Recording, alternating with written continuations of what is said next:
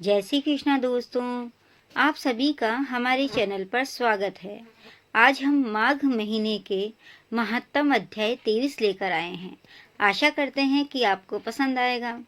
लोमश ऋषि कहने लगे कि जिस पिशाच को देवदूती ने मुक्त किया वह पहले द्रविड़ नगर में चित्र नाम वाला राजा था। वह बड़ा शूरवीर, सत्यपरायण तथा पुरोहितों को आगे करके यज्ञ आदि करता था। दक्षिण दिशा में उसका राज्य था और उसके कोष धन से भरे हुए थे, यानी धन के भंडार भरे हुए थे। उसके पास बहुत से हाथी, घोड़े और रथ थे और वह अत्यंत शोभा को प्राप्त होता था। बहुत सी स्त्रियों के साथ क्रीड़ा करता था और अनेक यज्ञ उसने किए थे। वह नित्य अतिथियों की पूजा करता था और शस्त्र विद्या में निपुण था। ब्रह्मा, विष्णु, महेश तथा सूर्य की सदैव पूजा किया करता था। वह जंगल में भी स्त्रियों से घिरा हुआ क्रीड़ा किया करता था। एक बार वह पाखंडियों के मंदिर में गया और वेदहीन भस्म लगाए महात्मा बने हुए पाखंडियों से उस राजा की बातचीत हुई। उन दोनों में बातचीत हुई, विचार विमर्श हुए। पाखंडियों ने कहा कि हे राजन, शैव धर्म की महिमा सुनो। इस धर्म के प्रभाव से मनुष्य पाप को काटकर मुक्त हो जाता है। सब वर्णों में शैव मत ही मुक्ति देने वाला है। शिव की आज्ञा के बिना दान, यज्ञ और तपों से कुछ नहीं बनता। शिव का सेवक होकर भस्म धारण करने, जटा रखने से ही मनुष्य मुक्त हो सकता है।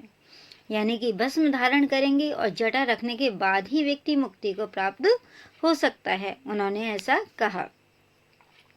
जटा धारण करने तथा भस्म लेपन से ही मनुष्य शिव के समान हो जाता है।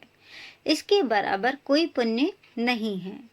जटा भस्म धारण किए हुए सभी योगी शिव के सदृश होते हैं, शिव के समान होते हैं। अंध, जड़, नपुंसक तथा मूर्ख सब जटा से ही पहचाने जाते हैं। शूद्र वर्ण के शैव भी पूजनीय हैं। विश्वामित्र क्षत्रिय होकर तप से ब्राह्मण हो गए। वाल्मीकि जी चोर होकर उत्तम ब्राह्मण हो गए। अतएव शिव पूजन में किसी बात का विचार नहीं है। तब से ही ब्रह्म तत्व प्राप्त होता है, जन्म से नहीं। इस कारण शैव का दर्शन उत्तम है तथा शिव के सिवाय दूसरे देवता का पूजन न करें। शिव तपस्वी को विष्णु का त्याग करना चाहिए। विष्णु की मूर्ति का पूजन नहीं करना चाहिए। विष्णु के दर्शन से शिव का द्रोह उत्पन्न होता है और शिव के द्रोह से रोरवादी नरक मिलते हैं। इसी से भवसागर से पर होने के लिए विष्णु का नाम भी नहीं लेना चाहिए। शिव भक्त निशंक होकर जो शिव से प्रेम करता है वह कैलाश में वास करता है, इसमें कुछ संदेह नहीं। इस धर्म का पालन करने वालों का कभी नाश नहीं होता। ऐसा पाखंडियों ने उस राजा से कहा कि शिव ही सब कुछ है, बाकी अन्य देवताओं की पूजा नहीं करनी चाहिए। इस पाखंडी के ऐसे वचन सुनकर राजा ने मोह में आकर उनका धर्म ग्रहण कर लिया और वैदिक धर्म को त्याग दिया। वह श्रुति, स्मृति और ब्राह्मणों की निंदा करने लगा। उसने अपने घर के अग्निहोत्र को बुझा दिया और धर्म के कार्य बंद कर दिए।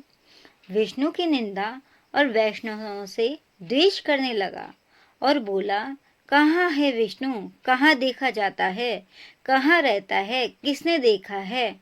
और जो लोग नारायण का भजन करते थे उनको दुख देता था, यानी कि वो गलत रास्ते पर चल गया था और उसने विष्णु की भगवान की पूजा बिल्कुल बंद कर दी। और जो विष्णु भगवान की पूजा करते थे, नाम लेते थे, भजन करते थे, उनको भी दुख देना शुरू कर दिया। पाखंडियों का मत ग्रहण कर राजा वेद, वैदिक धर्म, व्रत, दान और दानियों को नहीं मानता था। अन्याय से दंड देता वह कामी राजा सदा स्त्रियों के समूह से घिरा रहता और क्रोध से भरा रहता। गुरु तथा पुरोहितों के वचनों को नहीं मानता था। पाखंडियों पर विश्वास करता हुआ उनको गांव, हाथी, घोड़े, सुवर्ण आदि देता था। उनके सब कार्य करता, भस्म धारण करता और मस्तक पर जटा रखता था। जैसा उन पाखंडियों ने राजा से कहा, वैसा वैसा कार्य वो करने लग गया। और जो कोई विष्णु का नाम लेता, उसको मृत्यु का दंड दिया जाएगा, ऐसा ढिंढोरा उसने पिटवा दिया। उसके भय से ब्राह्मणों तथा वैष्णवों ने उस देश को छोड़ दिया और दूसरे देशों में चले गए। उसने उनका देश छोड़ दिया और दूसरे देशों में चला गया, क्योंकि वो भगवान विष्णु का नाम लेने नहीं देता था। सारे देशवासी केवल नदी के जल से जीते थे। जीविका से दुखी होकर वृक्ष आदि नहीं लगाते थे, नहीं ही खेती बाड़ी करते थे। प्रजा अन्न के अभाव से गला सड़ा अन्न भी खा लेती थी। आचार विचार, अग्नि क्रिया सबको छोड़कर काल रूप की तरह वह राजा शासन करता था। यानी उसने अच्छे कार्य सारे छोड़ दिया और एक काल के रूप में वह शासन करने लग गया। कुछ काल पश्चात उस राजा की मृत्यु हो गई और वैदिक रीति से उसकी क्रिया भी नहीं की गई। यह यमदूतों से अनेक प्रकार के दुख उठाता रहा। कहीं लोहे की कीलों पर से चलना पड़ा, कहीं जलते अंगारों पर चलना पड़ा। जहाँ सूर्य की तृप्त था और न कोई छाया का वृक्ष था, वहां रहना पड़ा। कहीं लोहे के डंडों से पीटा गया, कहीं बड़े बड़े दांतों वाले भेड़ियों और कुत्तों से काटा गया। इस प्रकार दूसरे पापियों का हाहाकार सुनता हुआ वह राजा यमलोक में पहुंचा। यानी उसने नरक की अनेक यातनाओं को सहन किया और यातनाएं सहन करते करते वह यमलोक में पहुंचा। यह था दोस्तों अध्याय 23। आगे हम 24वां अध्याय पढ़ेंगे अगले वीडियो में। दोस्तों, अगर आपको यह अध्याय पसंद आया हो तो हमारे चैनल को लाइक, शेयर एंड सब्सक्राइब जरूर करें और बेल आइकन दबाना ना भूलें, जिससे कि आगे के अध्यायों के वीडियो आप तक पहुंच जाए और आप उनका लाभ उठा सकें। जय श्री कृष्णा दोस्तों। कमेंट बॉक्स में जय श्री कृष्णा लिखना ना भूलें, जिससे कि आपको महामाघ के महत्तम का फल प्राप्त हो सके। जय श्री कृष्णा।